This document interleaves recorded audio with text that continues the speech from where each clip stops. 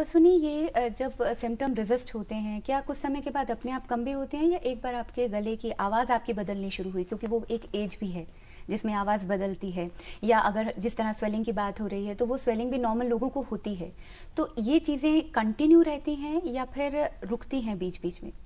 निर्भर करता है। अगर ये स्वेलिंग कैंसर के कारण है तो ये कैंसर अगर इलाज नहीं करेंगे वो तो बढ़ती जाएगी। बट इंटरेस्टिंग ये बात है कि थायराइड कैंसर में कहा गया है कि इवन 50% लोगों को पता ही नहीं होता है कि उनको कैंसर था कभी। ये तो ऑटोप्सी में ही पता चला है कि उनके था गले में कभी।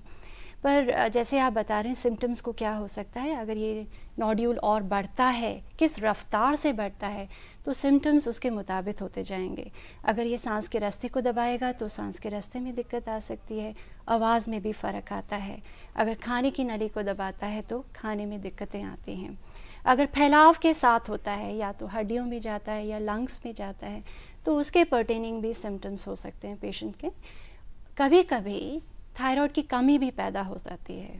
तो थायराइड की कमी, जैसे डॉक्टर आलोक ने कहा, तो लोगों में सुस्तपन आता है, लेथार्जी होता है, डिप्रेशन होता है, काम करने का मन नहीं करता है, फैटीग होता है लोगों को, और बहुत सारे अन्य, जैसे महिलाओं में मेंस्ट्रुअल डिस्टर्बेंस होती है, इनफर्टिलिटी भी होता है, थकावट, अगर आप थोड़ा चलते हैं तो पैरों में दिक्कत आती है, स्किन जो होता है, खाल जो होता है वो बहुत मोटा हो जाता है, बालों में भी महिलाओं में या पुरुषों में काफ़ी दिक्कत आती है, हेयर फॉल होता है या ब्रिटलिंग हो जाती है बालों की।